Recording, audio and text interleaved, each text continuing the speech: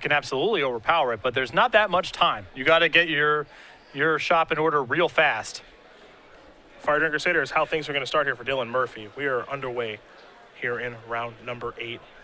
Dylan sitting here at 6-1, trying to go under his opponent before they do get set up. You see he's got a Dragon Mantle in his hand. Titan Strength as well. He's going to start just by attacking number 2. Let's make it through with the pump. So not the most impressive second turn of the game. Surprising not to deploy the Dragon Mantle that turn, as you get a cantrip while the shields are down. Plus it's the same amount of damage this turn, but perhaps bigger plans. Corsair is the draw there for Rianhard. And this is the problem creature, Sylvan Caryatid. Might not be blocking this turn, but the fact that it can accelerate to things is very scary. It's really important, because if Cain is able to flip over Sidisi and get a couple tokens, that can be game over by itself. Yep. And the Sylvan Caryatid forces Dylan to tap out to advance his board rather than hold up a removal spell in response to the trigger. There's a Frenzied Goblin. The little guy. Glad he's back. A hard worker. Looks like it might be time for Corsair, maybe. Cain slows down a little bit here. You can see his hand. He's got a Corsair, a couple of basics, because all of his basics look to be white bordered, helping us out here in the booth. As the top card is another white bordered basic. It's a Yucky Forest. I think that one's ugly. I think that's 4th edition, most likely. I think so. He's going to gain a life off of that. So this is where you come in. This is your power play right here. Those lands. Basic lands. Titan Strength to draw. I think, is that a 6th edition forest? Kicking it old school. You know, Ari Lax played white bordered basics in his Pro Tour deck that he won with. Not to tilt people. That's what I thought the initial reason was, because it's easier to, when you fetch, to search for a white bordered land. That makes some sense. Yeah, unfortunately, it does make sense. Frenzied Goblin, gonna come to the red zone here. Corsair is not allowed Memories. to block. Yeah, you've done this once or twice to some people. I have indeed. Not with a creature enchantment on it, but close enough. That's who the fop's going to be. It's going to be an Accruing Crusader. So back to Cain we're going to go. Elvish Mystic is the top card. He's got a lot of lands. I don't think a lot of action. I think maybe the only spell in his hand is Hornet Queen, and boy, are we a far way away from that. Opulent Palace is going to come to play tapped, of course. Rianhard going to go up another life and just pass the turn back. Murphy's going to untap. It's a draw. He's got to figure out when he wants to fire off these Titan Strengths. That's the big question. It's tough with the mana up on the other side of the table. This will be Dragon Mantle over here on the Crusader. And the trigger happens regardless if there's a removal spell in response. So there will be a hasty 1/1 soldier that's going to be joining the party here in just a moment. So long as Dylan does remember the trigger. I'd be surprised if he didn't. So there that is.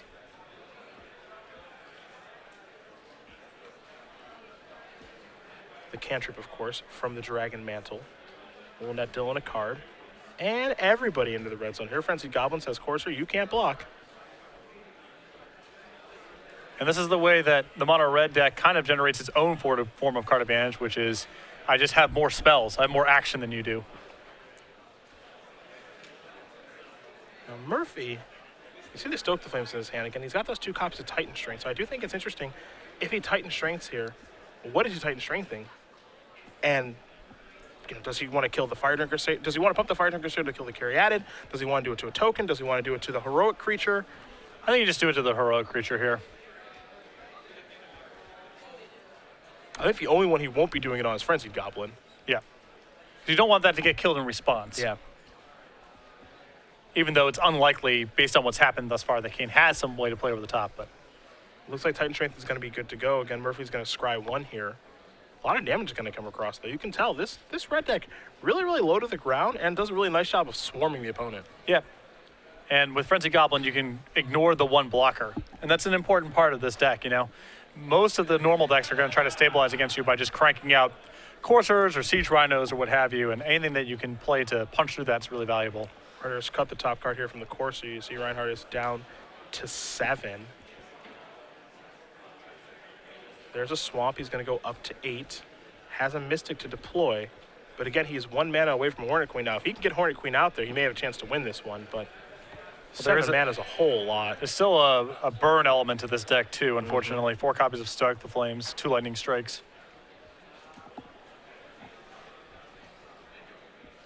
Pass the turn back will Cain. So over to Murphy, we're going to go yet again. He's going to untap all these creatures. Again, another Titan Strength in the grip. He's got, I believe, 2 copies of Hammer Hand in hand as well. And that could be the finisher here. I mean, he can just Hammer Hand up the Chrono Crusader, trigger on the Courser and the Elvish Mystic, and unless Cain has some incredible follow-up, that's going to be it. Yeah, force when the center of the battlefield, target creature can't block this turn. And that's actually what the red decks kind of do now better than anyone. They just say, that creature can't block, that creature can't block, force through more damage. Yep. It's not about burn spells as much as it maybe used to be in different standard formats. Well, just the burnout for this deck is not as good as it used to be. That's a big part of it, too. So those Hammer Hands are going to resolve. Enchanted creature gets +1/+1, too. We can't forget about the fact that it does give a creature haste as well. Hammer Hand is probably a pretty underranked card that looks way better than we think it is. Well, all this deck is about trying to close out the game before things get overwhelming, and haste and making something unable to block and +1/+1 all work towards that end. Now the extra mana will allow Dylan to, pump the Fire Crusader, activate the Drag Mantle, what have you. And what it is a win there for Mono Red Aggro up a game here over this Sidisi Whip deck. You think of a Sidisi Whip deck, you think of just the 2 cards in the name are really tough for a red deck to beat, but they didn't show up that time. Well, Whip and Sidisi are both, they're good if other things are going on in the game the right way.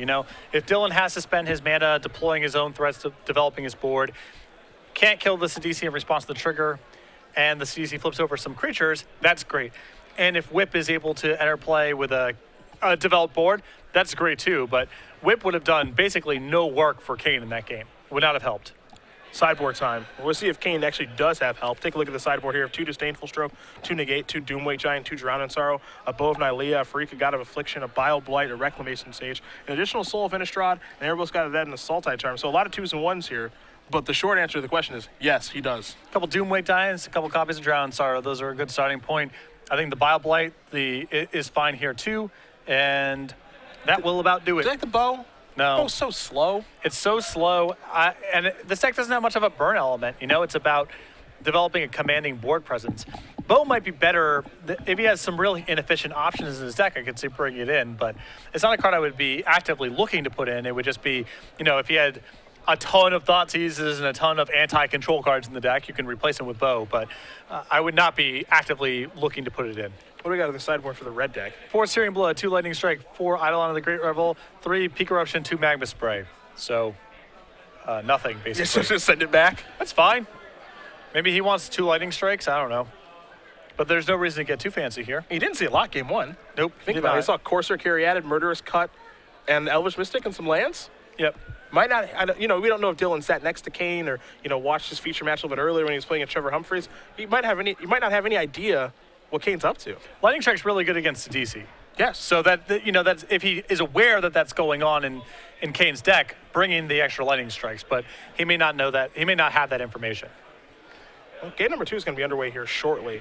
But we will talk very briefly about 2015 states and regionals. Regionals is something actually new that we haven't done before, but it's all going to take place on Pro Tour weekends. Yeah, we're excited to fill out these programs finally.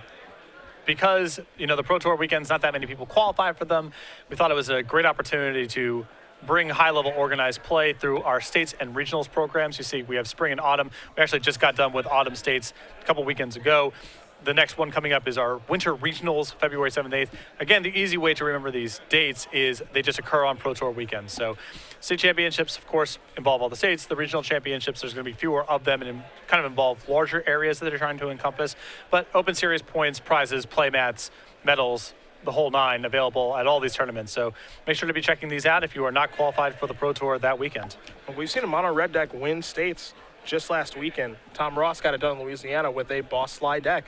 So this isn't too much of a surprise to see a mono red deck have a great start here at 6-1 in the hands of Dylan Murphy. Yeah, it's not surprising.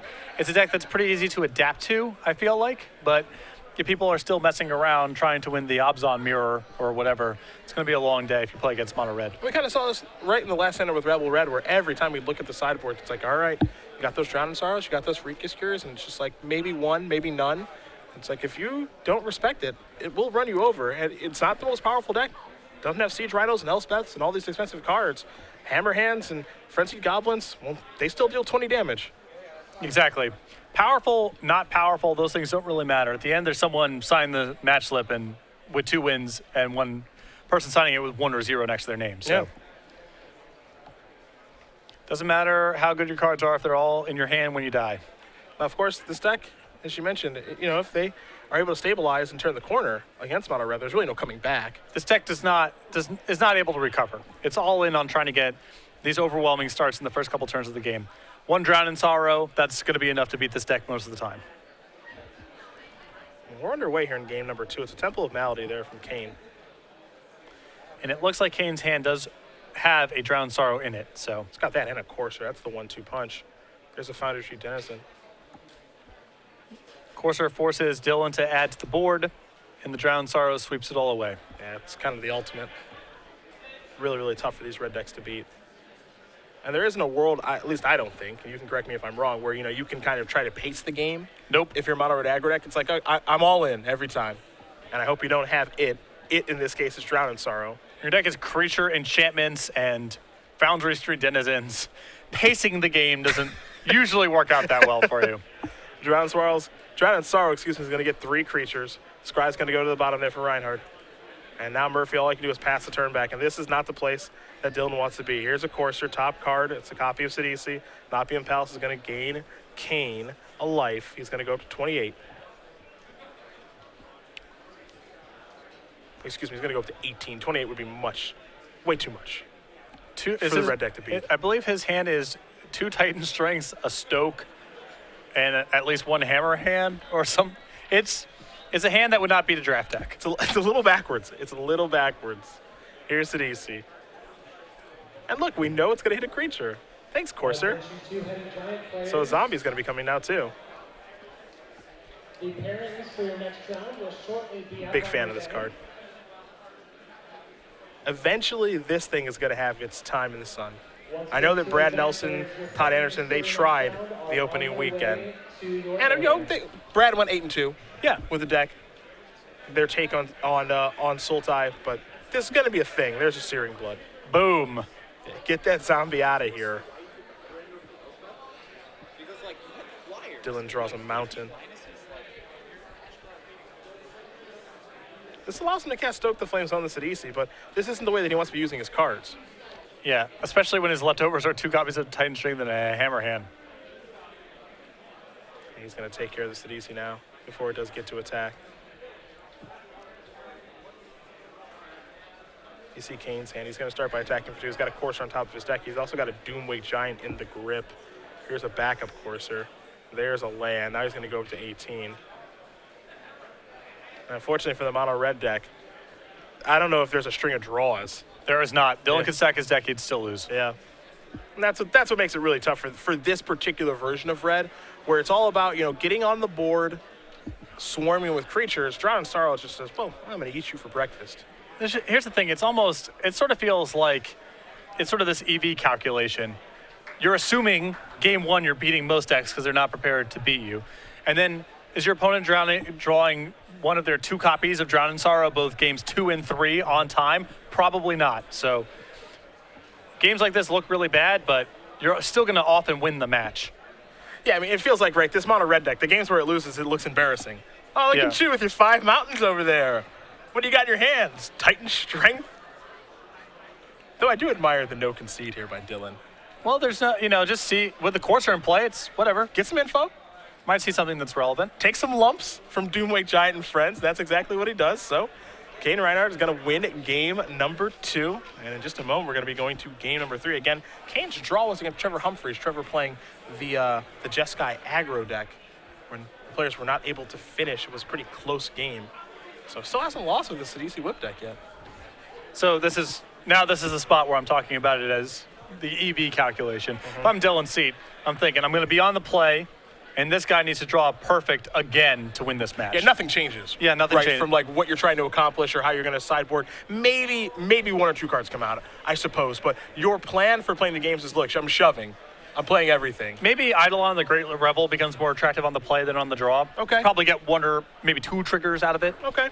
On the draw, that card's pretty bad, I feel like. But maybe the extra lightning strikes come in because of the Sidisi. I'm fine with that, too. But it's not going to be heavy sideboarding in any event. And I don't think there's a world where, I'm gonna pace the game. I'll just play one threat. Nope. You lose to other things doing it that way. Yep. You just lose to heroes, downfalls, and coursers if you take too long. You just got to push. Bank on the fact that, this opponent of yours, they probably got 2 Drowning Sorrows, 2 Doomweight Giants, and if they don't have them or don't have them on time, they're going to lose. That's the big plan.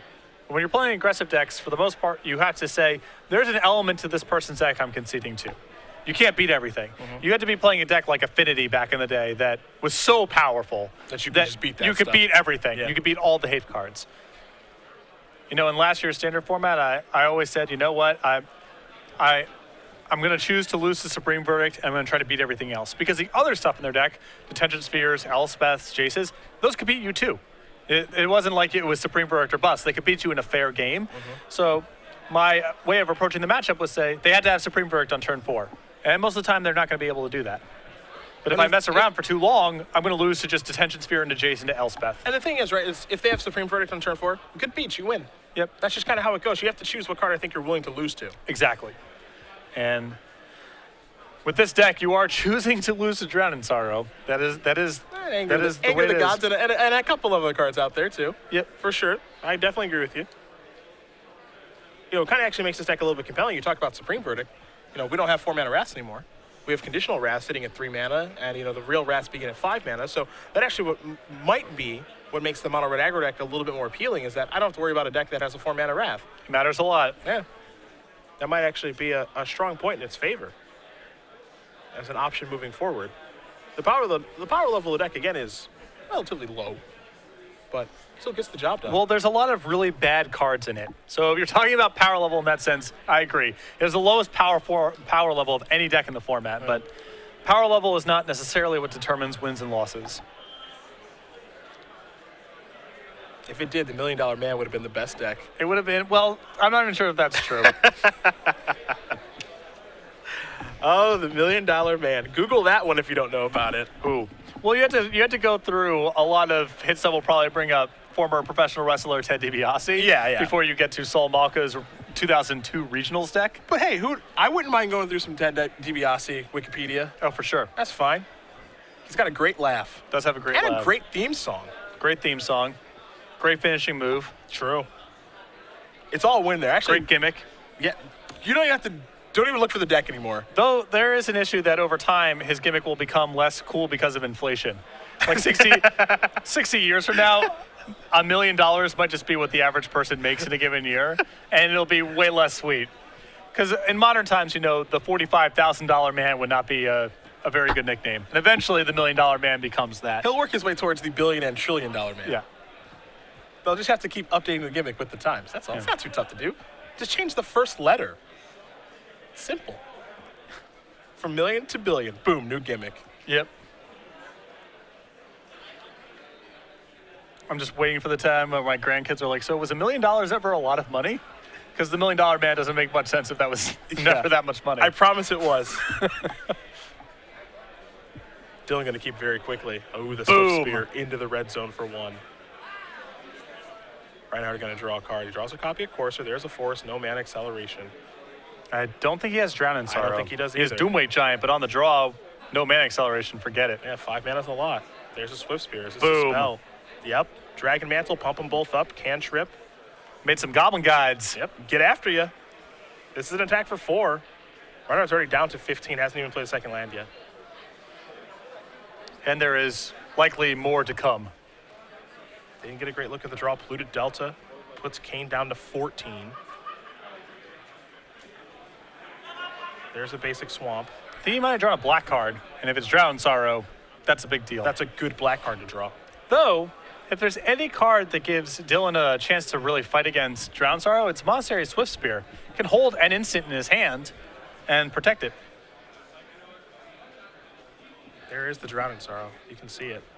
I also do not even know if he has another black mana in his hand. Yeah. I don't even know if he has a third land. Oh, there's a lot of trouble here. Okay. There's a Death Dealer. There's a Mountain. So he has 2 Hammer Hands, and Hammer Hand's actually great too, because he can turn these Swift Spears into 2/3s permanently, and now Drowning Sorrow doesn't even do anything. Kind of crazy to even think about.